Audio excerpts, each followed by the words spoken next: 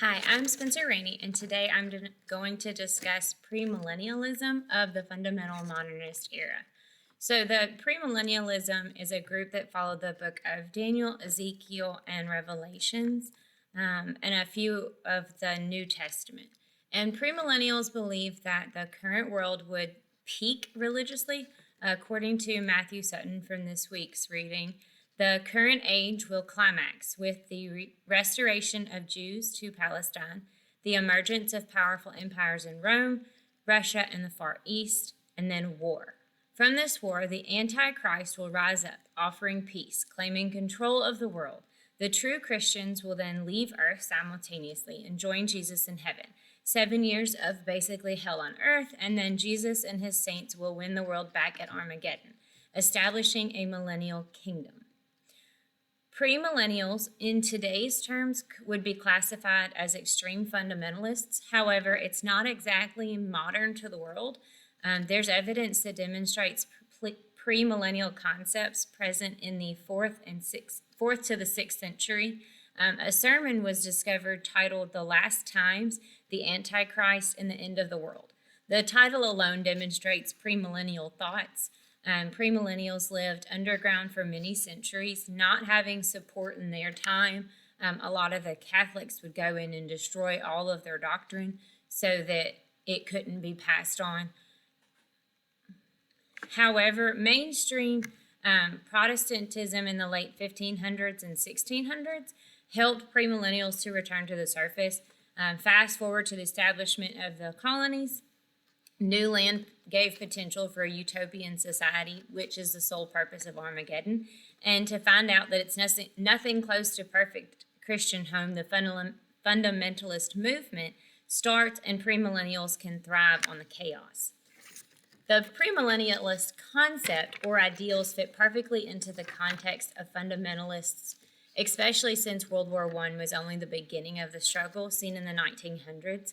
These crisis events only propel the apocalyptic beliefs moving forward. Jerusalem being taken by Britain in 1914 just gave additional confirmation that the end was near, according to the premillennialists.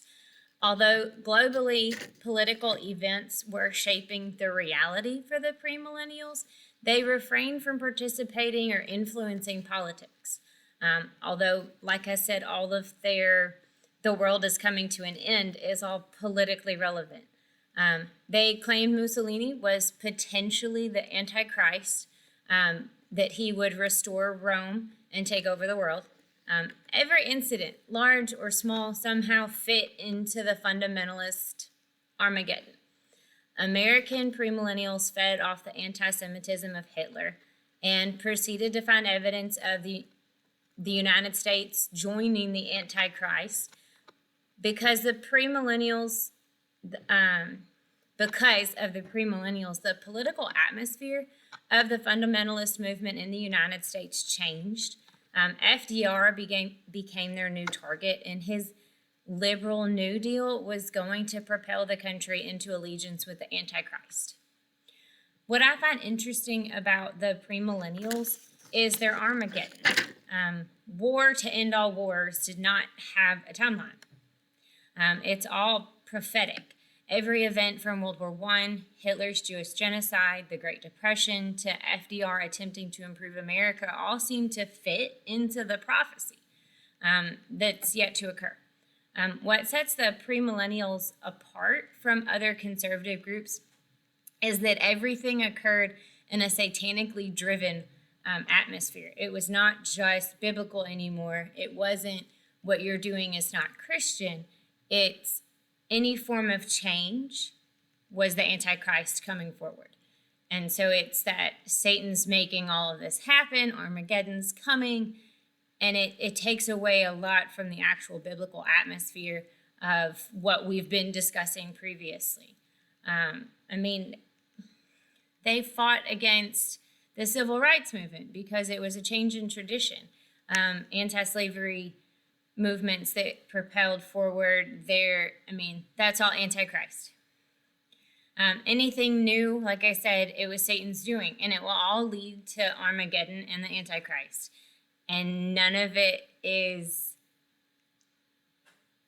paying attention to what is the Christian thing to do. And I think that's what sets this so different from what we've been discussing.